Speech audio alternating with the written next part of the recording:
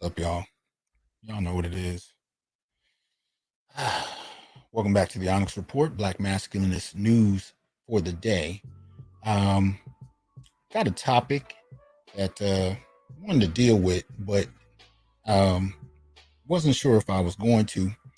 And a good brother of mine reached out, so I had to have him on. Y'all know what it is. What's up? I'm listening. Claude, MLR, what's going on? No one, Ron, Kwame, Darren, Prodigy, what's up? So yeah, had to have my boy on. Like, share, subscribe, join, and donate. Support the channel. Make sure that you are doing so, but also support the channel for my colleague. Let me go ahead and bring in Brother Marcus. What's up, man? What's going on, man? Y'all make sure you support the Keep It 100 channel. The brother just broke 1,000 subscribers. Shout out to you. You know what I'm saying? Appreciate it. Yeah. So we got to get in. Oh, go ahead. No, I just wanted to shout you out and shout out everybody else. You know, I think we all know the names involved that brought me to this space and helped me get to this point. You know, you, BGS, Ron, Green Gorilla, amongst others. I got a lot of other contributors and supporters. That's what it is. I'm putting the banners up so people know. If you're not a member of the Keep It 100 channel, that's how you spell it. Get to it. Make sure you join it. Appreciate that support, Michael Durante. Thanks a lot. So we're going to get on this, man. This was something I had put up on my Facebook page, and Marcus just came through laughing. He just came through laughing. I was like, all right, we got to do this. No one, appreciate the support. Electrician, welcome to the Onyx Brotherhood. So yeah, man, this is ICIP 13. Appreciate the support. Yeah, we had to deal with this. This was egregious. We got BGS in the chat. Mark Tuggle, what's going on? So folks are coming through. 58 in the building. Y'all know what to do. So let me go ahead and get this up. Let me see. How do I? There was a way. Man, still experimenting with this joint. All right. So all right. So we gotta I guess it's gonna do some catching up. Right. Man, I'm having all kind of weird tech stuff jumping off today. I don't know what's going on. Anyway, I'm just reacting to seeing that clip, man. And this is ridiculous. So I'm gonna go ahead and play a little bit. This is Anjanu Lewis. So she's been in a number of films. Obviously the latest one is King Richard. She plays alongside Will Smith. They did a fairly good job. I've seen her in a lot of stuff I've liked, most particularly Birth of a Nation. Right? She did some good work in there, and she was actually involved in pushing back against some of the feminist madness against Nate Parker in regard to that film. Yeah. But in this film, she kind of went there. And then she was also in Love Country. I wasn't particularly thrilled with her character in that, but she's been making her way and doing her thing. So let's listen to what she has to say when she's talking about the film King Richard and some of the things that went on. Let me make sure you guys can hopefully hear it. This is a clip from The Breakfast Club. Here we go. Remember, Will Smith gave everybody bonuses because of how the movie. Why you look like that? Why you look like that? Why you look like that? Go ahead, ask your question. Ask your question. No, I mean, it seemed like the right thing to do just because of how the movie was rolled out. I think you should ask the question. Did Will Smith give everybody bonuses? No, he did. No, he did. He did. But I think what's important to say about that, and I think it's important that I say this, is that, as I said, after you get the job, the fight is not over. You have to fight to be paid, and that kind of thing. And, I did that job and I'm thankful for it. But, I could have gotten paid better. I see what you're saying. And so I told him this, and he did something about it. And as a result of his responding to the letter that I wrote to him, not only did he address that with increasing my pay, but the other actors in the movie also got their pay increased, which is the proof of when Black women do well, everybody does well. See, that's not how the story was told. And that's a better story. And the reason it's a better story is because we can't course correct any of this stuff if we don't have these conversations. You had a conversation with him. He did something about it. He did something about it. That's a better story than I gave everybody bonuses. Yeah, but that's how he wants to, frame it, and that's his world. But I think it's important that, first of all, people know who this man is and what he did, and first of all, and also that Black women still have to fight to get paid equally. I was going to say this though, fairly, and not taking anything from you, Okay. but you said that some of the cast, didn't get paid as they should, and they got bonuses maybe because some people would say, well, isn't that the agent's job to fight for your salary or what you get paid for in negotiating? Well, I think I can only what happened with the other people in the cast. Mm-hmm. That's their story. Mm-hmm. I can only speak for myself, and so speaking for myself, whether your agent, whoever your agent is, they can fight for having the best thing for you.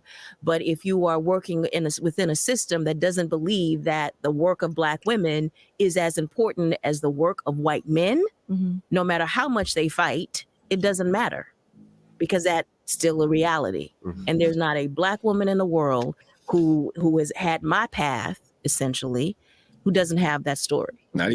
All right. So that's the video clip from the Breakfast Club that you can check out. It is here on YouTube if that's something you're interested in. You can also check out an article that you can find on x1cold.com. I don't even know if I'm saying that right, but x1cold.com. You can check the articles entitled Anjanu Ellis reveals Will Smith gave King Richard cast raises after she told him she wasn't paid fairly. And that was to the tune of about $40 million. So we got to hear from Marcus on this one. What's up, man? There's so many things wrong. There's so many things wrong. I mean, it's something in something that just occurred to me for this last time that we listened to it. She went from speaking for everyone to only speaking for herself. I don't know if you peeped that, right?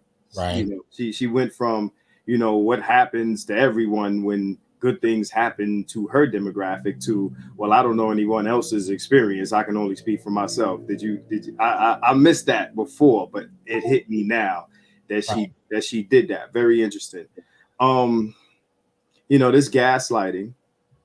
And I think the one comment that probably stands out to everyone is that comment of, once Black women are treated fairly, then everyone is treated fairly, which that's a straight gaslight. That's a straight up gaslight. But aside from that, what this points out to me is women's issues when it comes to pay gaps and things like that. Because for years I would get into these debates with Black women and I would tell them, what Black man do you work for that's not paying you equally?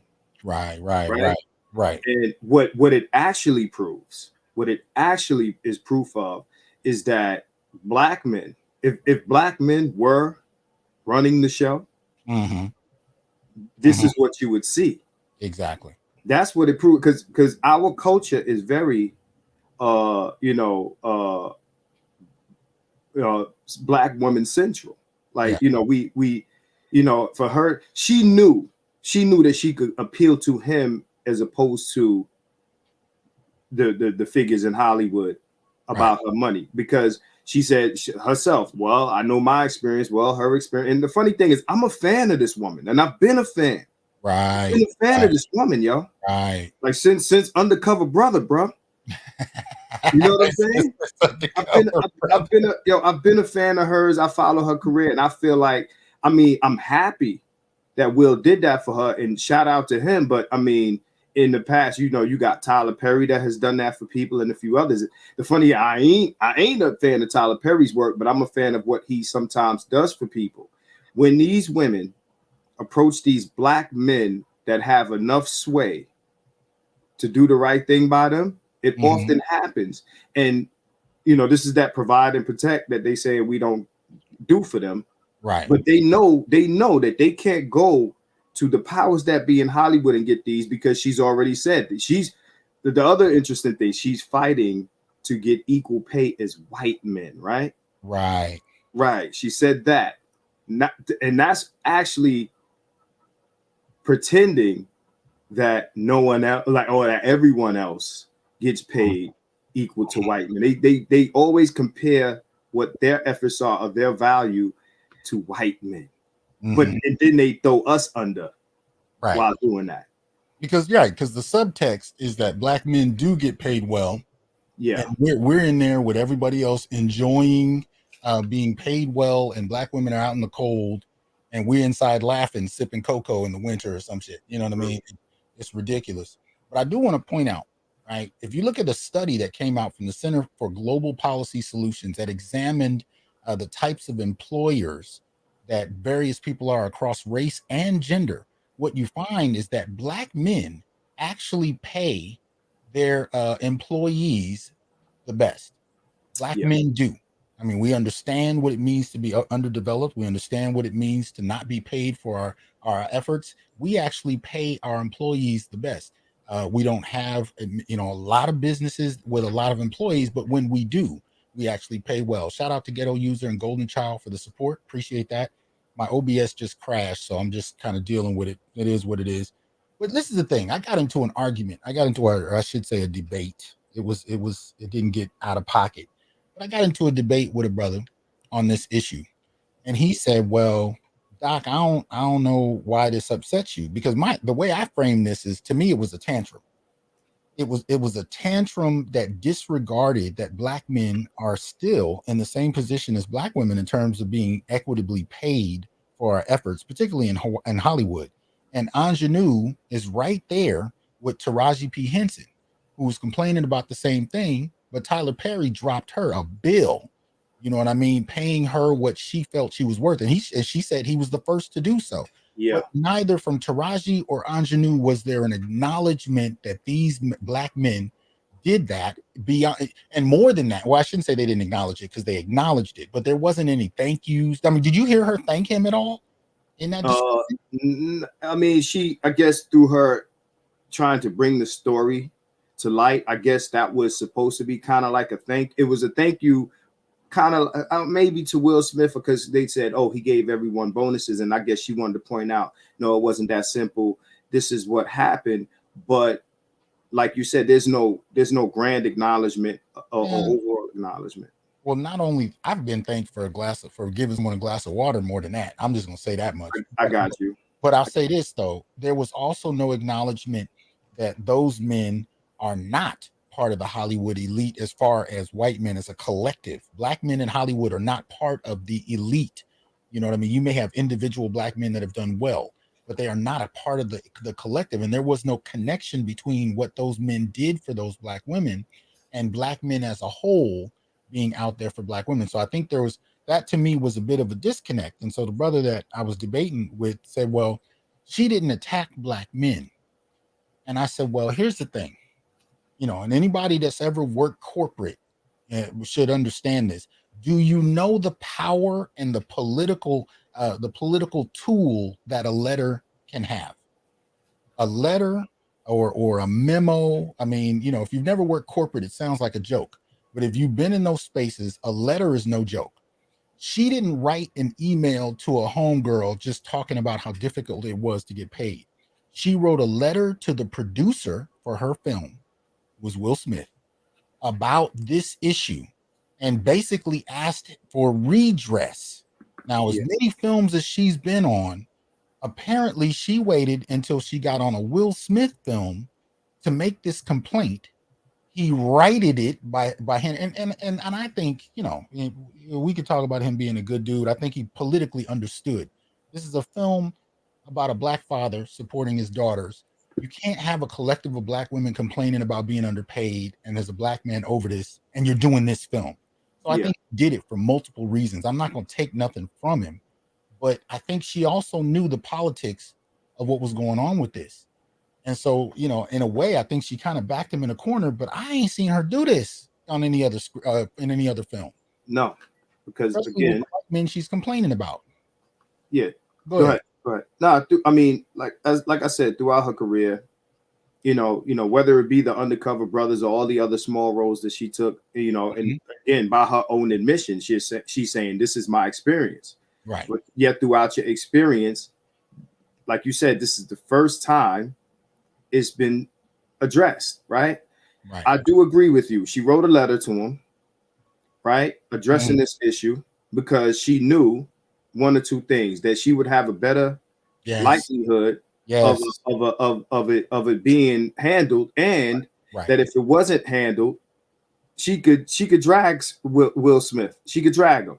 Yeah. She can't drag him. I mean, she can't drag the powers that have underpaid her historically in the same manner that she can drag him. And it would have got steam, and it would have been dirt on him. And Will Smith is very, very conscious about his image, and he avoids controversy more so than the NFL does. Right? Two things I want to say. The wage gap, if you want to subscribe to the wage gap, is something that is controlled by white men. And not only do black women come at us, right? They come at us because they feel like, we're like you said, we're in the party, we're getting slices of the pie, and they're outside in the cold with no slice of pie. They come at us, right? As if it's our party and it's our responsibility to correct them not getting paid like someone who gets paid better than us. Right?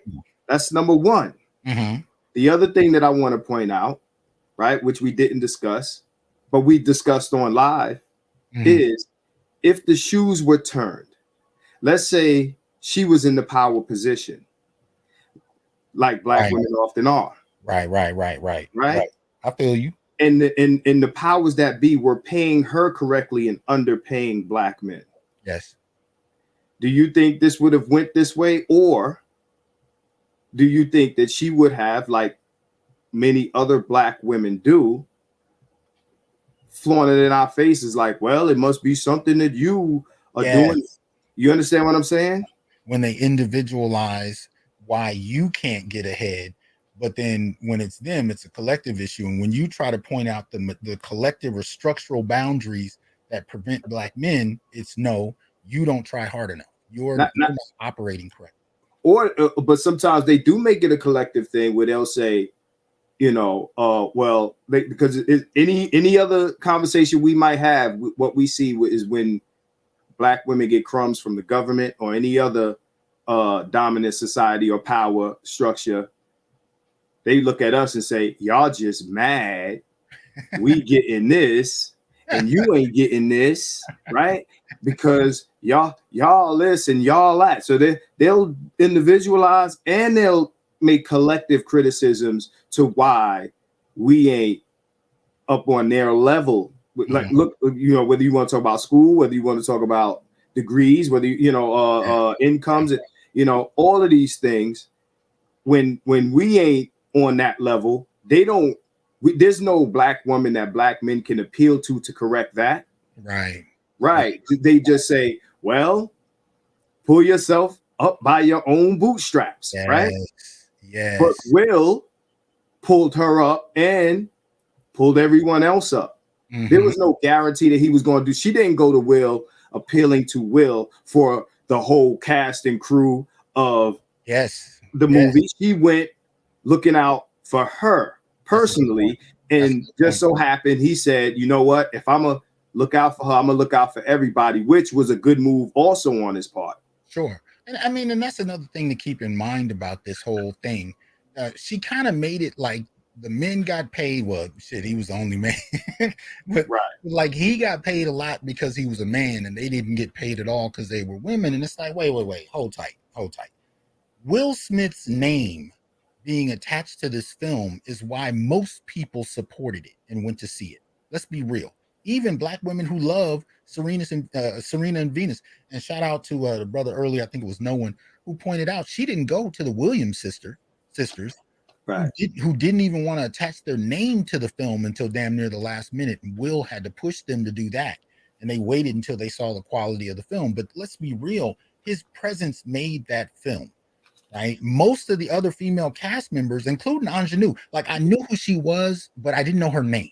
If I saw her face in a commercial, I'd say, okay, I like her. But if you just said, hey, man, let's go watch the new Anjanu Ellis movie, I'd be like, you know what I mean? So it's not that he just got paid more because he was a dude. He was Will Smith. I mean, to me, this struck me like the NBA versus WNBA argument. Okay. It struck me as the Monique versus Chris Rock and Dave Chappelle argument. The only reason, I mean, the only reason I wouldn't say that is because, you know, Monique had a name. Like I knew who Monique was for years. Let me tell you. Go ahead. Let me tell you why I compared it to. Mm-hmm. What's the last movie that anyone in the chat has gone to because Monique was the star? Movie. I ain't talking about The Park is on TV. That was a long time ago. All right. Monique has the ability to carry a movie as much as Jada Pinkett Smith does. Ooh, damn. Shame. You go with it. Let's go. Yo, she did not carry Precious. Nobody went to see Precious because of Monique. Especially if she's playing a mother and a rapist of her own, and incest. She committed incest against her own daughter. I mean, and that's her claim to fame role. My thing as far as the theaters are concerned, because she was largely a character actor in the movies, right? Mm-hmm. And Anjanu Lewis, which, like you said, you know Monique's name. In this particular case, Anjanu Lewis is somebody whose name I did know. But nobody, like you said, is going to see the new Anjanu Ellis movie. Right. No, nobody. She's never been the star of anything, or the vessel or the carrier of anything, and that is something that can by far. I mean, Will Smith is A-list. Well, and we're both. And see, here's the thing: we're both saying that as fans of her acting. We started this discussion by saying both of us like her work. Yes. This is not, you're not talking about two people that can't stand her or who don't know who she is. We've enjoyed her in several productions, but she's not that name. You know, the reason I use the NBA, WNBA dynamic is simply put, which one puts butts in the stands? Which ones puts butts in the seats? If this was just if this was a movie about the Williams sisters' mother and them, how many people would have gone to see it if Will wasn't attached to it, wasn't even in it? It was just about her versus what we got. I mean, at the end of the day, you know what I mean? The money is a reflection of who is putting butts in the seats. And for him to drop 40 million on the rest of the cast, I think the man at least deserved an acknowledgement, but I think it should have been attached to an acknowledgement that black men don't play the same role in Hollywood that white men play. And for you to not say that in this opportunity to clarify your position when you really kind of jammed him up about an issue that's bigger than Will, that's bigger than black men in Hollywood, when you had an opportunity to be heard, you didn't acknowledge, even after you got your needs met. And I know she didn't ask for 40 million. I know he gave her more than she probably asked for. You still didn't say anything about black men not playing the role white men play and black men being willing to do something about it when no one else would. No one else did. I like Anjanu Ellis. Yeah. I personally don't think she's worth $40 million. Uh-oh. Yep. And that's no disrespect, but did he give her personally 40 million? I think he gave that. I think that was the total amount he gave to the cast. And I would be shocked if she didn't get the lion's share. I don't think he dropped everybody like the same amount, but I don't know. You know, according to the article, all it says is back in November, the Hollywood Reporter reported that Will gave bonuses to the actors after he raked. Okay, wait, my bad. After he raked in 40 million, while he hasn't spoken publicly about the generous act, Anjanu provided more insight. So they actually didn't say how much he gave. That's my bad. He got 40 million for the film. They didn't say how much he gave, but I don't imagine he gave everybody the same amount. Yeah. So again, like I said, it would have been nice to hear her say when black men are, like you said, we aren't in those positions. But when we are in a position, because he's still not in the position, but he was in a position to give her more money. And when, you know, and he's not the only one to do it. When Black men are in the position to do so, they do. Right.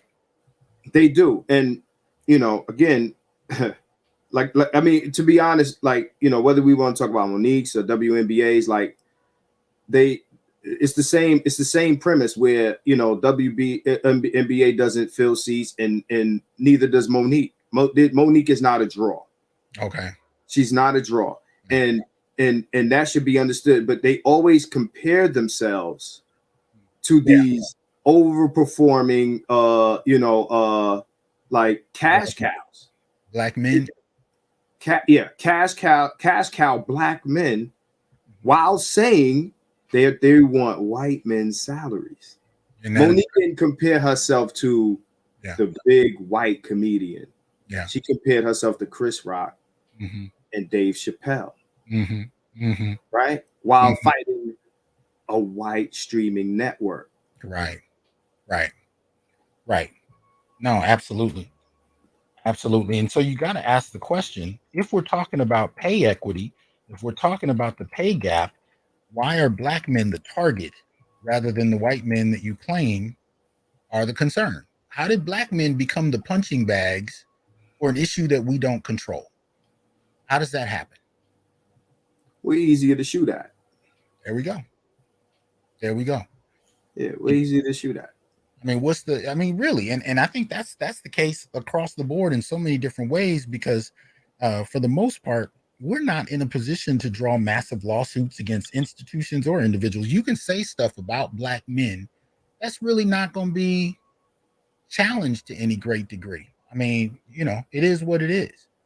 You know, black men been complaining about color purple since I was a kid. I ain't seen one massive lawsuit yet, even though I wouldn't be mad if there was one. But the point is, we become the punching bags, we become the target, even though supposedly the target is white men. And that's one of the things you're dead on. That's one of the things that pissed me off reading it, because I'm like, wait a minute. And if you could see, I can't play the video on my channel, but if you could actually watch the video and see her facial expressions while she's answering the question, holler at me about her facial expressions. What did you see as she was talking about this?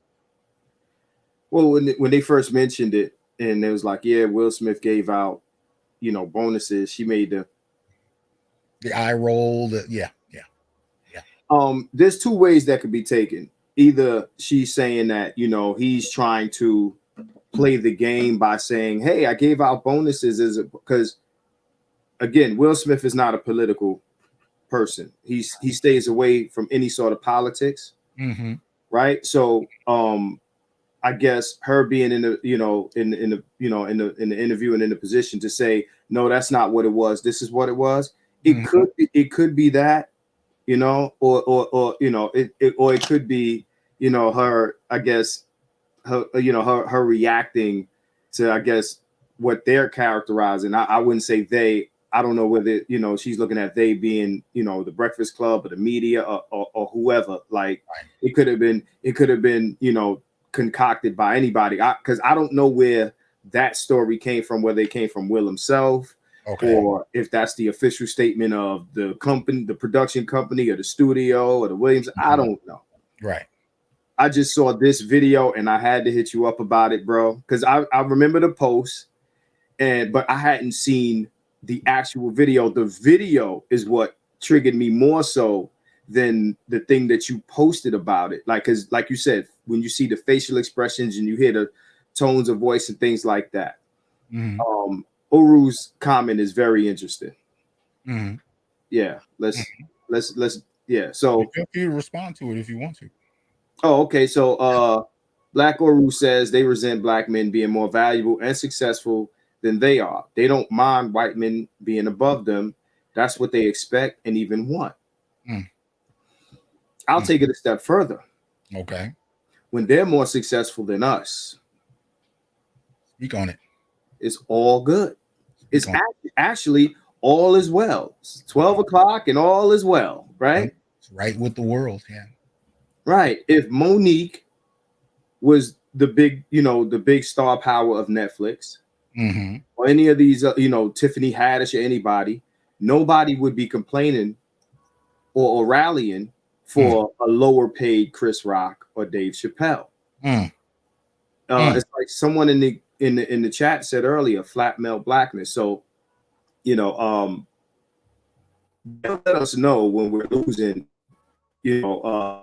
our blackness because of maleness. You borging out a little bit, and your picture froze. I don't know. It's like we having all kinds of tech issues today.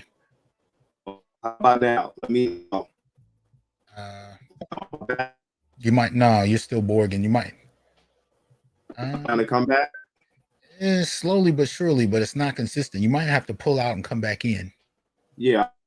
Okay, come back through. But yeah, man. So this is ridiculous, and I think where he was going to. Well, I'm not going to anticipate where he was fully going, but I think we have an agreement that there's an order to how things are supposed to be. That I think many Black women have been socialized into, which is that as I talked about in my live show last night when I talked about the gynoprotestal family, you're talking about a framework where men are supposed to be at the top. Men are supposed to be at the top, and women are supposed to be at the top. Men are supposed to be beneath, and that's rightfully ordered. And I can say, even from personal experience, when I've dealt in intimate relationships with women that I get paid more, when I get paid more, there's almost like it's almost like a need to compete kicks in, to see if she can outdo me, because the idea of being underneath a man is considered reprehensible. I don't know if you got to hear much of that, Marcus, but I was just saying in terms of what you started to touch on, the natural order of things. I find that with some Black women, there's a need to compete if they are associated with a man who's doing well, whether it's in the workplace or in an intimate relationship. There's a feeling of this is not right. I need to be the one out front. I need to be the one doing well. And I'm not suggesting Anjanu has that against Will or anything of that nature, but just this idea that this order needs to be in place. Now, you were kind of going there when you cut out. Do you remember where you left off? So, I feel like Black women's entitlement in our culture is similar to white entitlement in the dominant space. Okay. Whereas, white folks will shoot it down, blow it up, light it up, all of that, if they feel that they don't receive the entitlements from America that they deserve. And in our culture, Black women are similar, where they will shoot it up, light it up, blow it up, if they don't receive the entitlements from, and I don't know whether it's from us or from America, but over us, they want to now supplant us. They to me, I always say they're the new overseer, right? Because it's like, when once upon a time when the Irish and the Italians, you got the people that were, working for the plantation owners, they weren't considered white, right? To an extent, but they didn't have our status. Right. So They had a closer proximity to the white ideal as Irish and so on and so forth. Yeah. So while they didn't enjoy, the what they call it, the Anglo-Saxon ideal, again, they were better than the Negro, right? And it's like someone said earlier, they're cool with being under, and I'm talking about Black women now, they're cool with being under white people as long as they're better than the Negro, right? And that's funny, because now that Black culture has been, again, centered around Black women, anything that Black people are not getting is centered around what Black women need, not what Black people need. And I think that Ice Cube inadvertently proved that, inadvertently. And I'm just not a believer that if the shoe was on the other foot, that this would have been addressed the same way. I don't think that if a Monique or if a Anjanu Ellis were the power or the producer, right? Because we've seen powerful Black women do it this way. It would, oh, well, you know, that ain't got nothing to do with me. That's something that you need to talk to those people about. That's what Will would have been told had the shoe been on the other foot. Real quick. Yeah, go ahead. Real quick, let me shout out See Truth. Appreciate that support. Let me also shout out Uru, of course. Thank you for that. We also got a couple more. Bagley 232, Charles Faulkner. What's up, officer? Hope he's well. He says he wants to borrow my swords of omen, my swords of power. Yeah, I'm about to get that dark saber, baby. Telling you, I'm about to get it. Yes, sir. Appreciate that support.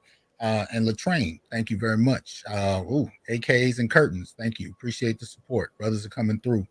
And I just wanted to support what you were saying. You know, we covered one of Dr. Tommy Curry's papers a few weeks ago, and one of the things he talked about was the extent to which a lot of this worldview about competition between Black men and Black women actually hailed from white feminists. They crafted a lot of this language that many Black women picked up on and ran with it. Yeah, went back to the late 19th century, picking it up again in the mid 20th century, and then advocating for worldviews about Black men that were rooted in scientific so-called studies that had no empirical backing. So this has a long history, but you see it popping up in all kinds of different situations, and there's no accountability for it. Shout out to Otis. Appreciate that support. He says, it's great call out, Marcus. I said the same thing. They're the new overseers. Yeah. Go ahead and comment on that, if you will. I mean, they definitely are. Again, they're fine with their place within white supremacy. They're fine with it. You see them fight, but again, their fight, when they do fight, it's really about their issues, not, Black community issues. So the Black community is Black man, woman, and child. And you don't see much fighting for issues that affect men and boys in the same way.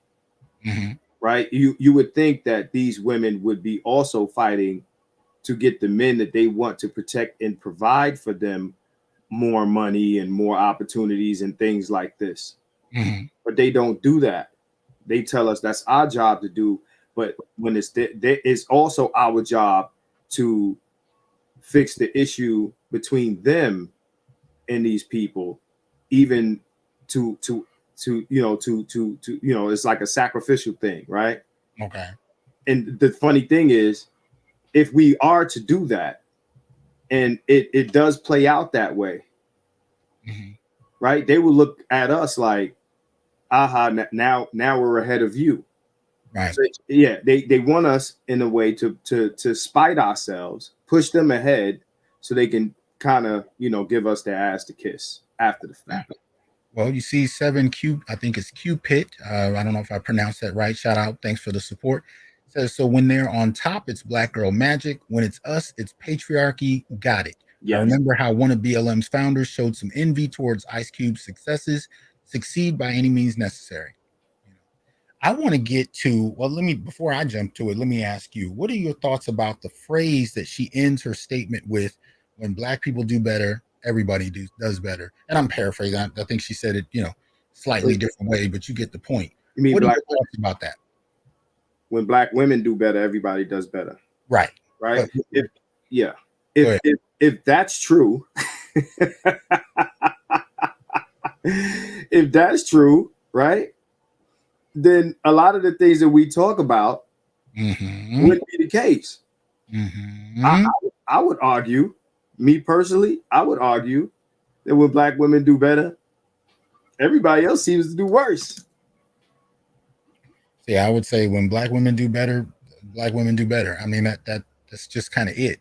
To me, when Black men do better, however, I do think, and see, this is interesting. When I say when Black men do better, that's really where you start to see others do better. We can look at the very situation we're in for that. Will Smith is doing better. And so what does he do in response to an issue that he doesn't control? He addresses it, right? That's the example. Just like you pointed out earlier, when you have women in a position like that, do they do this, especially for Black male actors? I've not heard of it. If it happens, I've not heard of it. The reason I say everybody else does worse, well, at least all of us. When Black, I did a whole video on it, Black empowerment versus Black female empowerment. And my position is that when Black women do better, the community is worse off.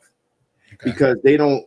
It's like a Black culture trickle down theory, right? That if Black women do good, then their successes and advantages will trickle down to the rest of the community. That happens with Black men, not Black women. Black women, they hold, like you said, they keep their successes and their wins and resources to themselves, right?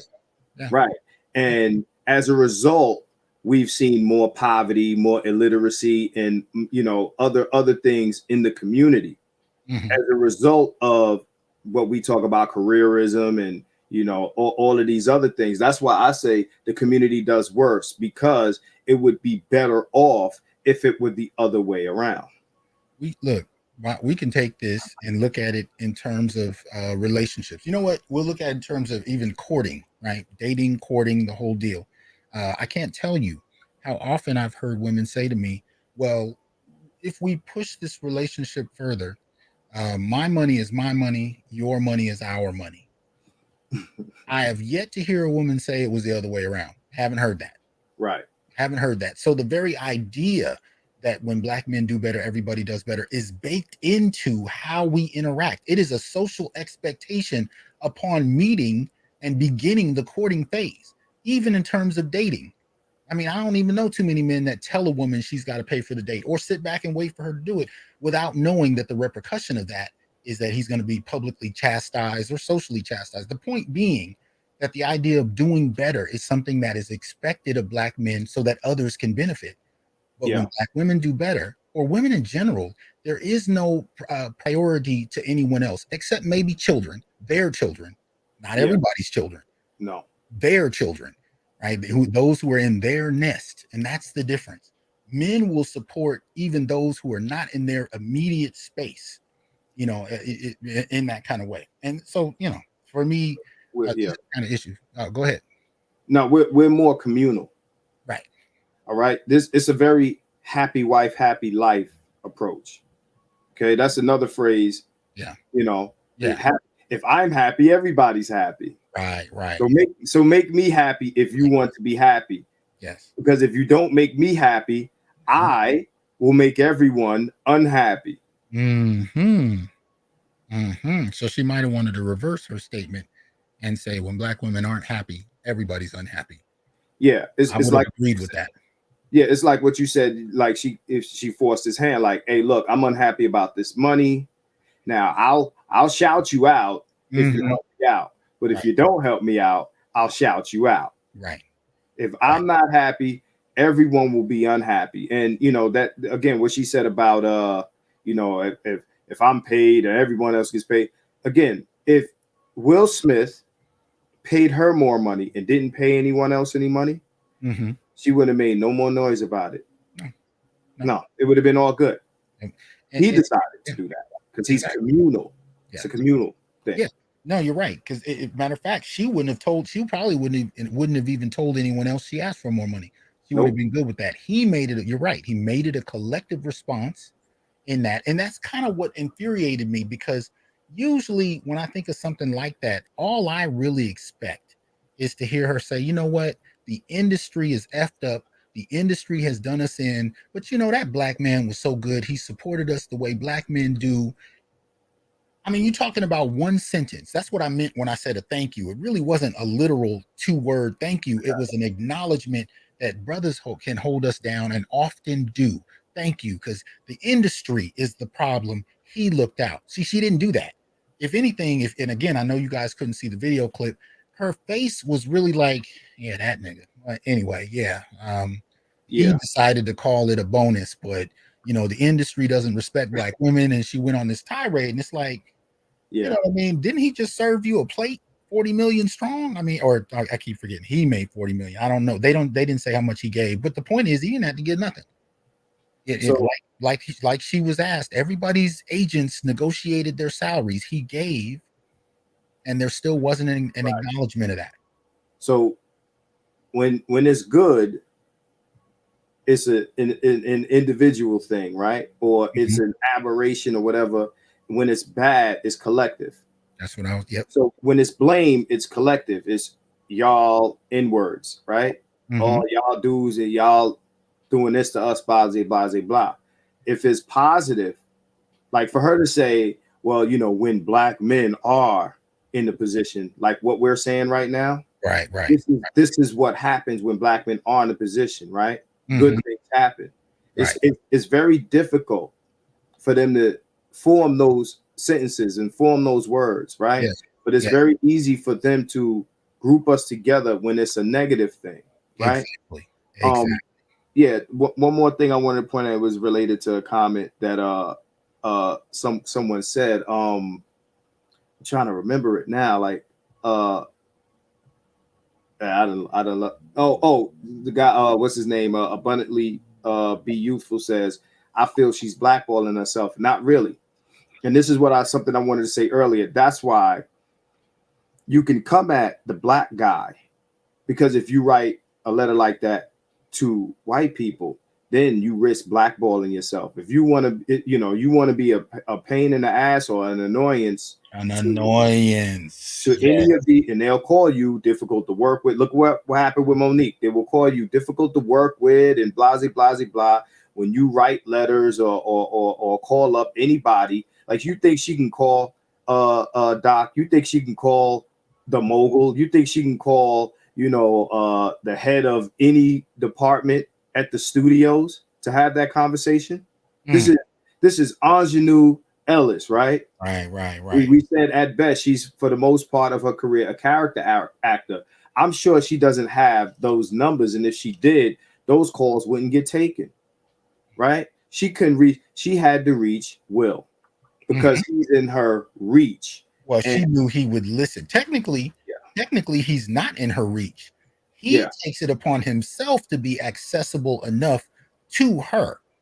And I would argue if the two young girls who were no-name actresses, they were starting their careers, if they had a problem, they could have gone to Will too. You see what Will made himself accessible to a number of people that would not have been able to reach him.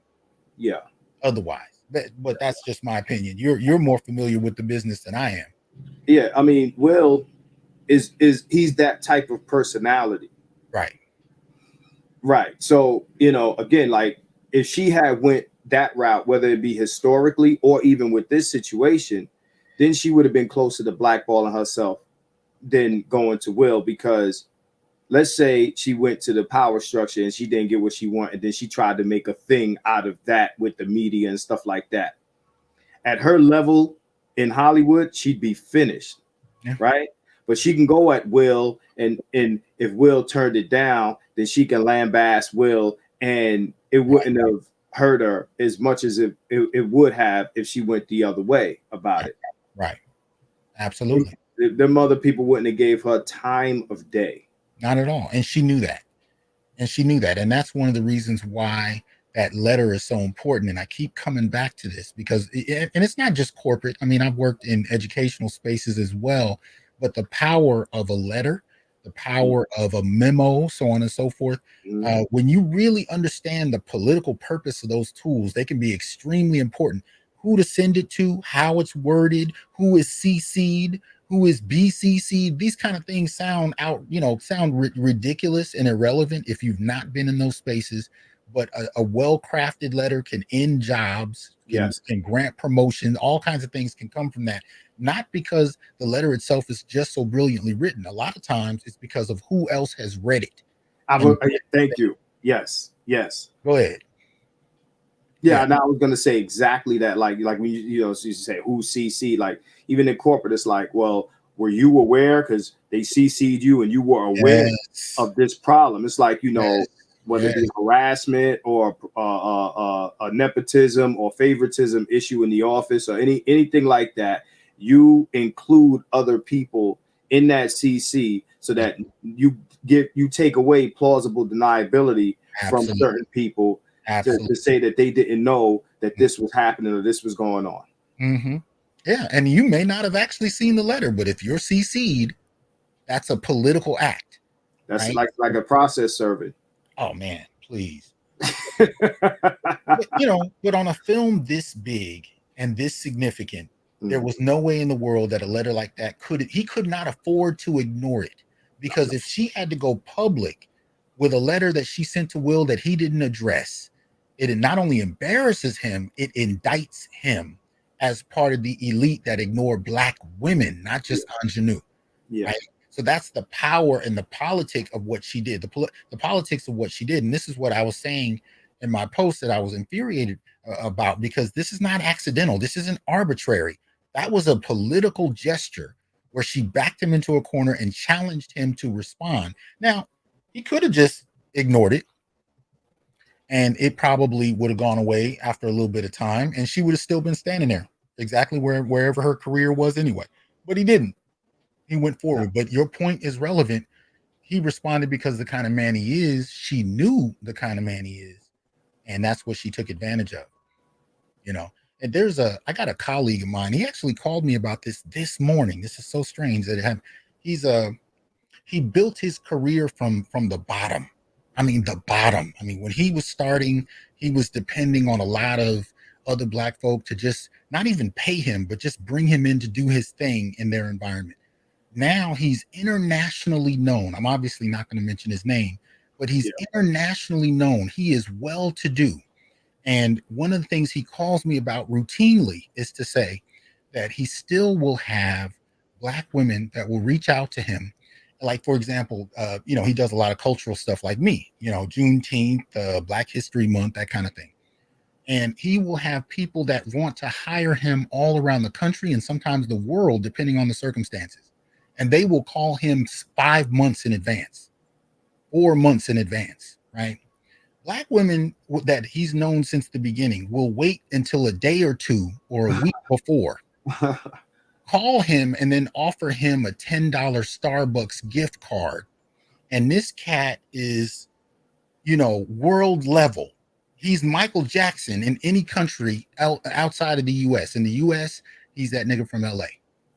But he's still well treated in various spaces, even in the US.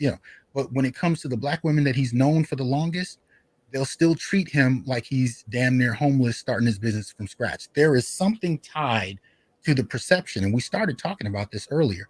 And I'm just saying it's bigger than Will Smith. It's tied to the image of Black men and how we're perceived often by Black women. Yeah. And if he doesn't accept their invitation a day before or a week before, then they begin to shame him for not supporting Black interests, not supporting Black, and he's like, I've had people 6 months ago secure this spot you're asking for. Well, and so, and these are the kind of things I get brothers calling me about, and they're furious, because they often, don't know how to say it. They don't know where to go with it. They're frustrated. And he was like, I don't understand what it is. I said, yes, you do. Yes, you do. You understand it. You just don't want to admit that you understand it. You don't want to accept the fact that it's actually many of the sisters that you're dealing with that will not respect your grind, will not respect your ascension, and will still treat you like they're doing you a favor, even though you have clearly built yourself up over the course of 20 years, things of that nature. So, this is not limited to a Will Smith. But, I guess the last question I would pose to you, is this something you've seen in your dealings? Because like I said, you're in the industry in a different area. What is it that you have seen? And shout out to Hakeem for the support. What did you see? Even in publishing, right? When, we doing our candy magazines, right? Mm-hmm. There are things that, and they'll say it flat out. So it's not even something that you have to decipher or anything or deduce or anything like that. I've had girls tell me that there's things that like they would do for Playboy or Maxim or FHM that they would not do for any of our publications, right? What thing you'll find interesting is I'm going to round a bunch of guys up from my industry. We're going to do a stream, bro. You want to check that out. But yeah, a lot of photographers and guys from that industry, and we're going to talk about exactly these experiences. There's things that we went through with Black women that if they went to shoot for the Latino situation or the white situation or whatever other situation, or, you know, white photographers or anything like that, these other people never had the issues that we had from these same women. And we kind of envied, right? Some of it. Like we there's a couple of guys in, you know, the space that we were in that were like, you know, they're Latino guys and they're either photographers or they're publishers, and their women go to them, right? They don't. You might not be able to get a shoot with these girls because they are loyal and faithful to either that guy or that demographic or that audience or that vehicle, right? They come, they do whatever's needed, and that wins. And, you know, I've discussed this with other photographers. I'm like, yo, isn't that nice? What they say, you know, must be nice, right? Must be nice. And with us, it's like, you know, there's always this fight. Mind you, my studio was on 42nd Street, 8th Avenue in Midtown Manhattan. And for those that are in New York, right, my studio was across the street from the Port Authority bus terminal. That's prime. Yeah. That's as prime as it gets. I'm 2 blocks away from G Unit. Okay. I want to put that out there to say that girls will come to my studio, see my setup, my location, and all of that, and wouldn't believe that that's my spot. They're looking for the white guy. Yeah. I went through that a lot, bro. Yeah. All right. I went through that a lot. They would be looking for the white guy. This is you. This you. This you or you. Yeah.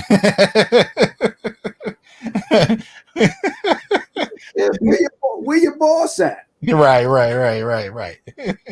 You know what I'm saying? And, you know, even with all of that, there's things that they would argue or fight tooth and nail about, that, you know, that if they went to Harvey Finkelstein's spot, it would be nothing. Yeah. What you need, Mr. Finkelstein? I've been in the same situation, man. I you know, when I first started teaching, when I first started teaching at the university level, I remember semesters where I would come in and start teaching, and I would literally have white students, right? But sometimes even Black women that would get up and walk out the room because they thought I was somebody that just walked in off the street and started talking. They were upset that the professor hadn't been there and somebody just started talking, and wouldn't come back for a couple weeks if they didn't drop the class altogether. So the perception of black male accomplishment, the ability to be where you are and be perceived on the basis of what you've achieved, that's not only something we deal with the larger society, we deal with it in our own communities. I was going to say a relationship too. And that's why I tell these guys often debate with me on Facebook. They're talking about, you know, if you do this and you do that, and if you do X, women will do Y. And I keep telling them, I said, listen, man, you could check every box. It's, again, similar to white supremacy. Hey, if you check all these boxes, you'll be human. We'll respect you. And you check every box. There are guys making 6 figures. There are guys 6 feet tall. There are guys checking all the boxes. And they still got to come home and deal with this nonsense from their spouses. There's no, I'll shut up and, you know, this quiet, you know, cooperation and submission once you fill all these boxes. It's a hoax. Man, I don't even get me started. The worst arguments I've had have been about asking for a goddamn glass of water. So we ain't gonna go there. Shout out to Just a Guy for the donation. Shout out to Great I9. Shout out to Joe Herb. Great I9 says something interesting. He said, this is a manifestation of the gynoprotestal framework. Will is a collective resource for Black women in the actress network. The fact that he acquiesced showed they have power. They have this power one way or another. And again, I argue this is a power that we allow, we authorize, we extend. If Will would have ignored her, It may have been a little bit of bad press for a quick second, and then folks would have forgot about it by the next time he did another film. At the end of the day, this is something that Will allowed for because he wants to keep a certain type of image. He wants to be a resource in a certain way. And I'm not necessarily saying you shouldn't. I'm just saying at the end of the day, there are ways to go about it. And, you know, the conditions on my resources at the very least would have been a goddamn thank you. But that's me. But go ahead and give us your closing thoughts, good brother. You know, and I appreciate you coming. Y'all got to understand, when I called Marcus to do the show earlier, you know, a little bit ago, you know, I called, he had to push women out the door. He was like, oh, it's that time. Hold on. You know, there's women in the background. You know, he's pushing them out the room to do the show. They talking about, Daddy, I don't want to leave yet. You know, this is what I got to go through to get Marcus up here. But, you know, so thank you for taking of your time to do this. But what closing thoughts do you have about this, man? Don't you believe it? You know what I'm saying? I'm just a simple man. But, you know, again, it's just more gaslighting. It's more, you know, do for me what you know I would not do for you. It's this, you know, pretense that, you know, there's this camaraderie between us and the establishment when it's convenient, because this type of thing is only convenient when, you know, you want to make a complaint, because when it's time to roast us, time to call us conquered and powerless and this and that, you understand Black men's position in this country when it comes time to tell us how much better you're doing than us, or at least that you perceive that you're doing than us, how much more degrees you got, or how much more jobs are available to you, right? Mm-hmm. When you're winning, and I'm talking about Black women, when they're winning, we're weak. And they have no problem shouting that to the world. But if we get a leg up, then it is our duty to correct that issue that we didn't create. Right? Because you can't go to the bully and talk directly to the bully, because you get punched in the face. Right. You got to come to us to be the sacrifice. I mean, you know, this is what Will took money out of his own pocket to do this. Yeah. This isn't money that he made them pay. This is money that he paid them. Yeah. He had to be in a position to do that. See, that's what this is proof of. If you support us and put us in the position, and we're raised to do this. You raised us to do this. We're raised to take care of you in return for that support. Yeah. It doesn't happen the other way around. You know, they're told if we ain't got it, if we ain't, you know, built up the snuff, then we ought to be discarded. Imagine if we carried that energy for these women and say, well, hey, you know, Anjanu, I don't think that I've seen any work from you that shows me that you bring, you know, box office receipts. So I think that your money is you know, pretty proportional. You know, you should be happy to even have the role. Because to be honest, I like Anjanu, but somebody else could have played her part. Right. They could have got anybody to play her role. Right. Her role is not pivotal to her. I'm sorry. Look, the scene that she's most acknowledged for in that film. Right? I haven't seen it yet. Okay. To be honest. Then I'll say this much. It's not a particularly endearing scene. It's a scene where she's confronting him and getting him told. Right. Those are the images that you know. And you can tell who celebrated that. That tended to be more of a Black woman celebration of that character, right? It wasn't about being loving, supportive. It was about getting him told, and that's the high that people want to seem to see, right? But anyway, yeah. So she knew that she could emotionally hold him hostage. Yeah. She knew, again, hold him emotionally hostage, guilt trip him, and play the political letter, because she could have called him on the phone like, hey, Will, this is my issue. But like you said, she wrote a letter. Mm-hmm. She created a paper trail. Yes, sir. Yes, sir. Yes, sir. And that's what's important. That's what's important here. She created a paper trail against this man that she has not done for all of Hollywood for the time that we've seen her face in these films. Right. She knew that she could appeal to this man in a way that she could not appeal to anyone else. Absolutely. She knew that. And it has everything to do with him being a black man and our relationships and understandings of black men's relationships with black women. Yeah. Well, look, man, I want to thank you, brother, for coming up, especially real last minute. Thanks for that.